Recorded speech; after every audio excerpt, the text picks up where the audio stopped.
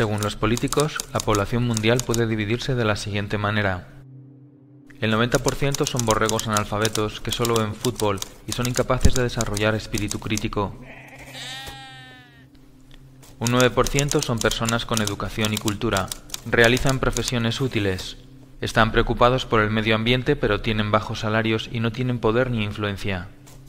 Un 1% restante se queda con todas las riquezas, destruyen los recursos naturales y explotan al 99%. Esta película pretende ser lo más objetiva posible, evitando cualquier juicio subjetivo u opinión dogmática que tergiverse los hechos. Esto es especialmente aplicable a los banqueros y a los políticos.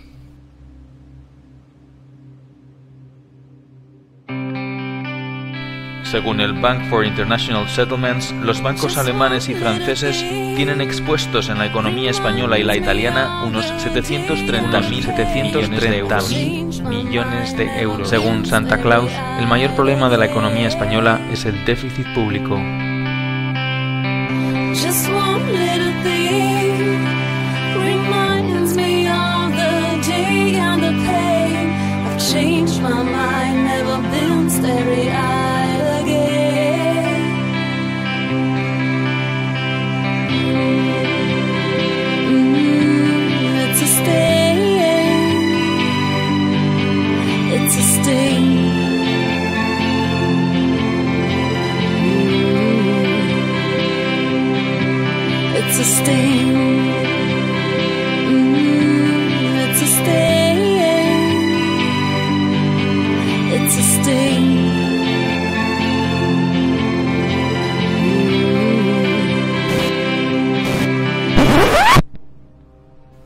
Bretton Woods.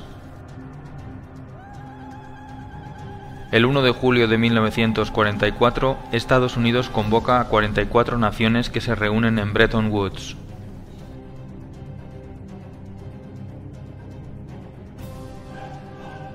Se piensa que para llegar a la paz y a la prosperidad hay que implantar una política librecambista. En Bretton Woods se crean dos organismos clave en la economía actual: el Banco Mundial y el Fondo Monetario Internacional.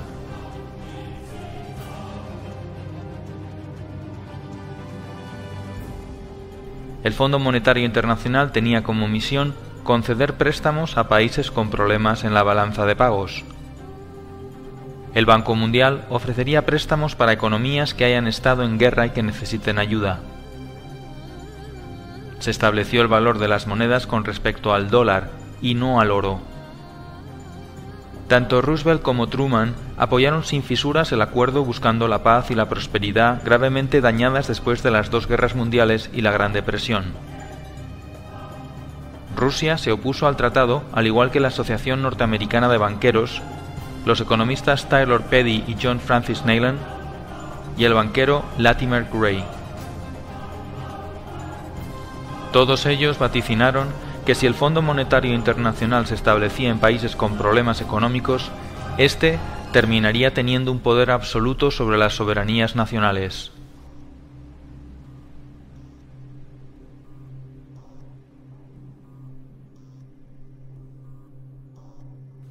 Entonces, surge una pregunta: ¿qué es el dinero?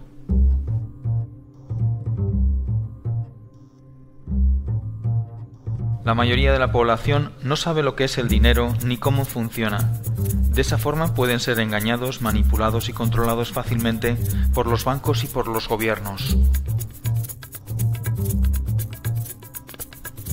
Antiguamente, el dinero era algo físico. Se utilizaba como forma de intercambio. Cualquier cosa podía ser dinero: una pluma, sal, conchas marinas, semillas de cacao, arroz, ámbar, especias, cobre o también los metales preciosos. Con el tiempo aparecieron las primeras monedas y luego billetes cuyo valor se referenciaba con el oro o con la plata. Como el oro era muy engorroso de transportar, se empezó a guardar en bancos y estos emitieron pagarés que valían lo mismo que el valor depositado en oro. Pronto los banqueros se dieron cuenta de una cosa: si un banco emite mucho más pagarés que el oro que tiene depositado, nadie se dará cuenta y le hará mucho más rico. Este sistema se conoce como sistema de reserva fraccional. El banco solo tiene que tener una parte del dinero. Como hemos visto en Bretton Woods, hubo un cambio importante en el concepto de dinero. El valor del dinero ya no dependía de los depósitos de oro. Se podía crear dinero de la nada. Solamente el 5% del dinero del mundo existe en forma tangible como billetes y monedas. El resto del dinero son solo unos y ceros en un ordenador.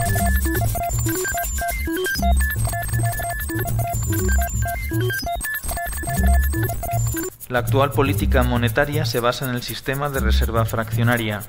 Este sistema consiste en que un banco tiene derecho a prestar el dinero de sus clientes al mismo tiempo que tiene la obligación de devolvérselo cuando lo reclamen. El dinero es creado todos los días por los bancos privados en una red compleja denominada de intermediación bancaria. Cada vez que alguien pide un préstamo, el banco emite un pagaré que de la nada se convierte en dinero. Aunque se crea el dinero de esta manera, el sistema está fuertemente regulado y se basa en la confianza. Para que esto sea posible, se establece un pequeño control llamado el requerimiento fraccional de reserva. El requerimiento fraccional de reserva es el límite que impone un gobierno para la creación de dinero mediante el coeficiente de caja. El coeficiente de caja indica el porcentaje de dinero que un banco debe mantener en reservas líquidas y se calcula mediante la siguiente fórmula. Según el reglamento 1745/2003 del Banco Central Europeo, el coeficiente de caja está en un 2%. Sin embargo, según el artículo 4, los depósitos a plazo a más de 2 años se les aplica un coeficiente de un 0%. Esto quiere decir que se puede crear dinero de la nada ilimitadamente sin generar depósitos de reserva. El único límite en el mercado interbancario será el definido por el efecto multiplicador del dinero, pero en la práctica no hay límite.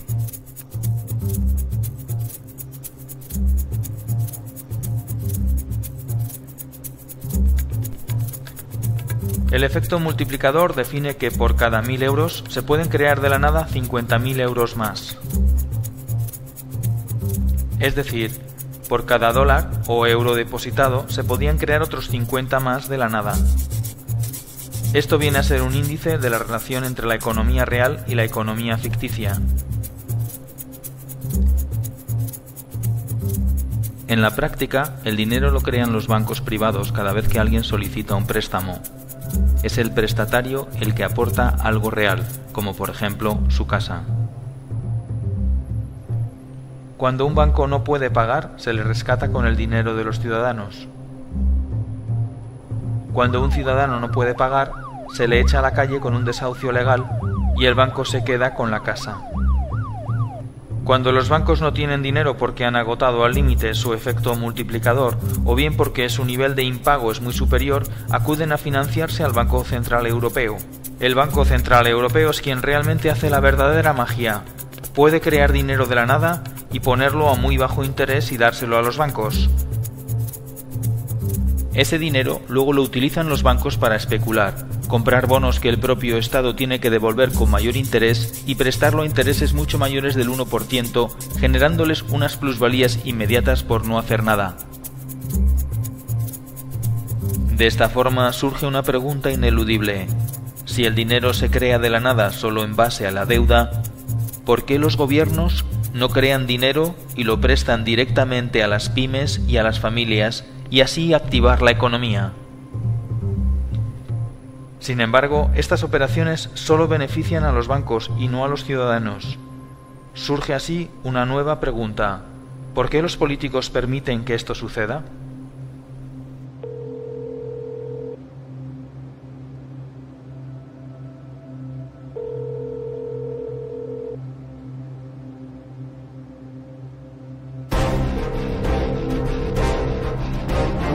Teoría de las puertas giratorias.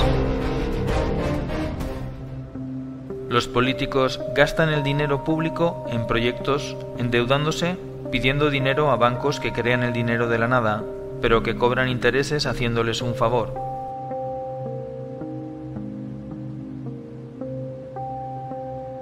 Este dinero generado de los impuestos de los ciudadanos y aumentado por nuevos préstamos va a parar a empresas amigas que diseñan presupuestos sobrevalorados mediante ingeniería financiera de forma legal. Una obra que cuesta 120 millones ahora cuesta 160 millones por arte de magia. Los proyectos suelen ser obras públicas de gran calado y se vende la idea de que este tipo de proyectos mejoran la economía del país y son buenos para la gente. Cuando esta operación se hace bien no pasa nada, pero cuando se hace mal se descubren tramas de corrupción y pueden ser juzgados por la ley. Para que el sistema funcione y queden impunes, hay que manipular las leyes o bien comprar también a los jueces. Una vez que el político se queda con la diferencia, el dinero se guarda en paraísos fiscales lejos de cualquier control.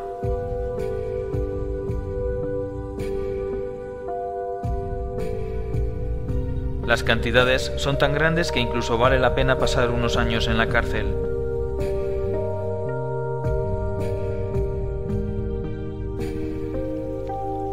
Para devolver el favor que los bancos hacen a los políticos, estos legislan haciendo que la banca siempre gane y organizando más tarde sustanciosos rescates con el beneplácito de las instituciones internacionales que están metidas en el ajo.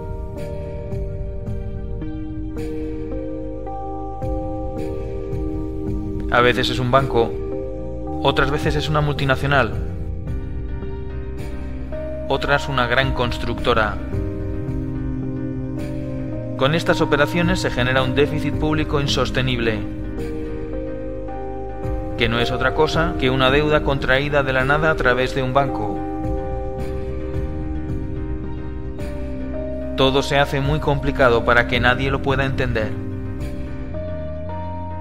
Obviamente, no hay dinero para pagar porque se han contraído deudas inabarcables.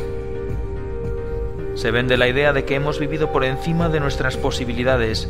Como solución, se acude entonces a un rescate. El Fondo Monetario Internacional rescata al país priorizando el pago de la deuda e incluso cambiando la Constitución.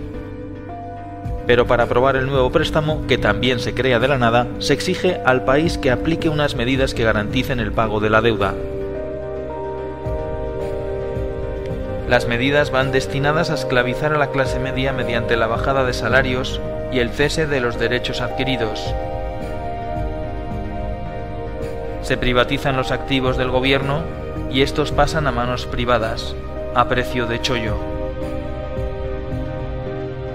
Una vez que los políticos acaban su mandato, se incorporan como consultores a alguna de las empresas o bancos a los que han hecho un favor. Muchos de los altos directivos de empresas como Goldman Sachs, Lehman Brothers, JP Morgan, Morgan Stanley y los grupos energéticos terminan trabajando en los diferentes gobiernos y viceversa, confirmando una vez más la teoría de las puertas giratorias.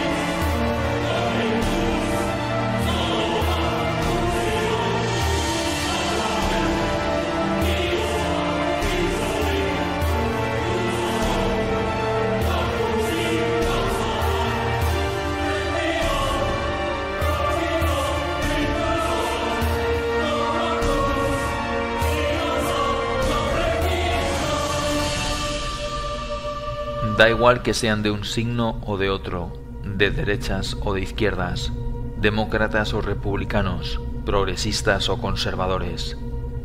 La realidad económica nos señala que los políticos, en lugar de prestar sus servicios a la ciudadanía, al 99%, la prestan al 1%. No es malo que la empresa privada y lo público estén conectados, pero es malo que los políticos trabajen solo para ese 1% y engañen al 99%, mientras ese 1% abarca la mayor y más contundente fortuna jamás amasada en la historia de la humanidad y la deposita, tarde o temprano, en los paraísos fiscales.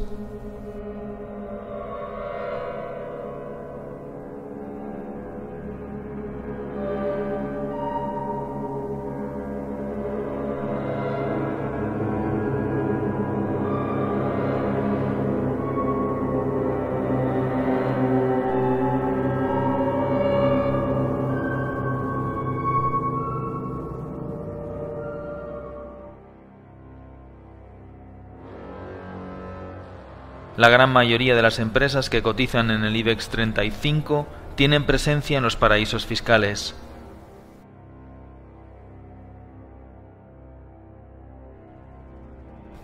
Los países pobres pierden anualmente unos 160.000 millones de dólares por no recaudar impuestos a las multinacionales que operan en sus respectivos países.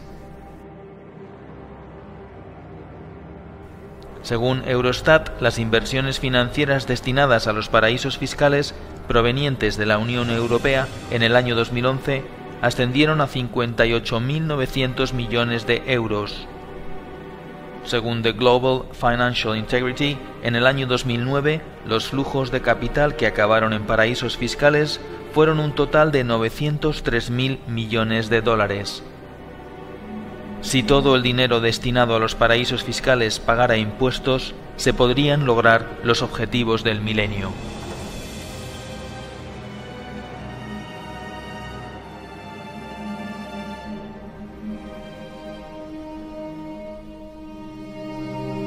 Como hemos visto, el principal problema de la economía no es el déficit público, ni siquiera la deuda. Todos esos males no son problemas, son consecuencias.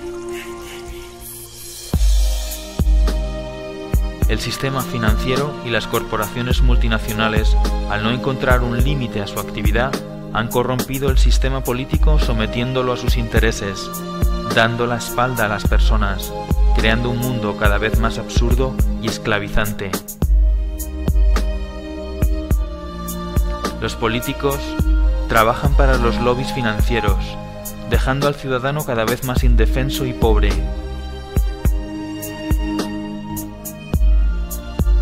Dos tercios de los habitantes de nuestro planeta son pobres, y más de 1.000 millones de personas conviven con la malnutrición y el hambre. Y mientras, se inyectan miles de millones de euros a los bancos.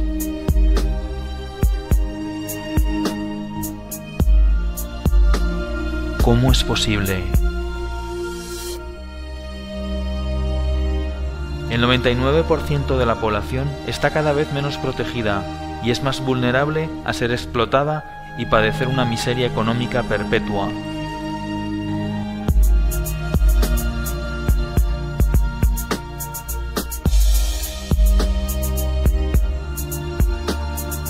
No es una crisis, es la mayor estafa de la historia. Todo por culpa de unos pocos que manipulan la economía y las leyes a su antojo.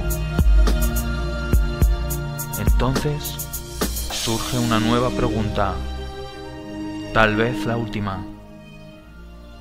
¿Qué podemos hacer?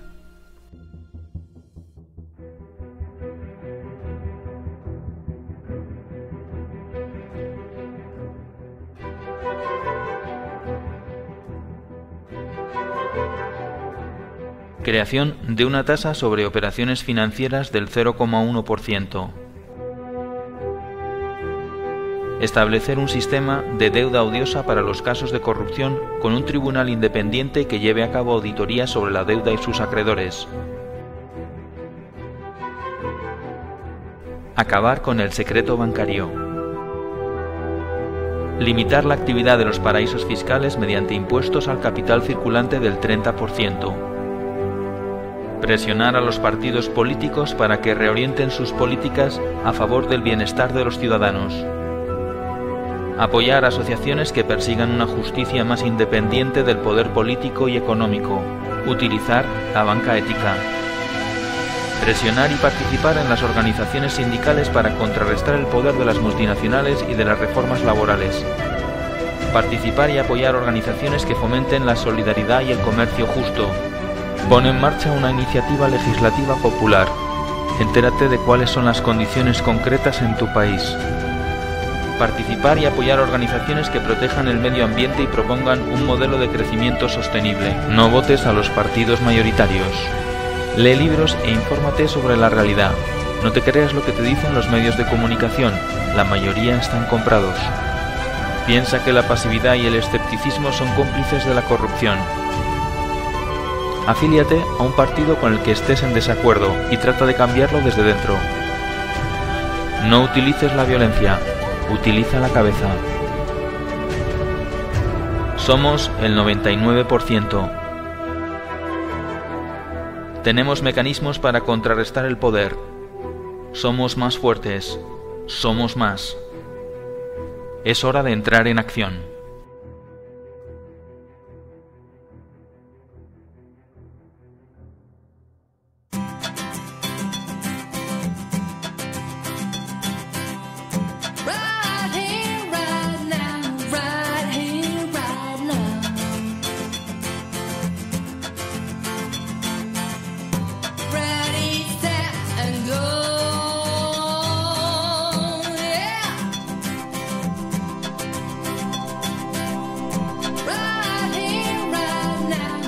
Millennium development project 8 बैनुल-अक़वामी तरक्याती मनाज़िल हैं जिन्हें सरकारी तौर पर करारदाद की शक्ल में अक़वामी मुत्तहिदा के मिलेनियम समिट के बाद अपनाया गया था।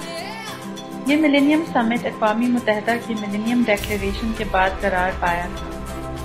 अक़वामी मुत्तहिदा के 193 रुकन ममालिक और तकरीबन 23 बैनुल-अक़वामी इदारों ने मुतफ़क्का तौर पर इस करारदाद पर हामी भरी थी और इस बात पर मुत्तफ़िक हुए थे कि इन मनाज़िल को सन 2012 तक कामयाबी की राह पर लाया जाएगा।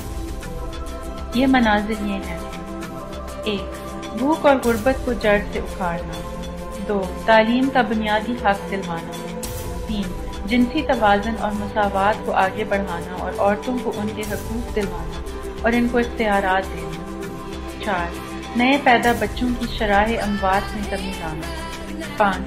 बच्चा और बच्चा की सेहत को बेहतर बनाना। 6.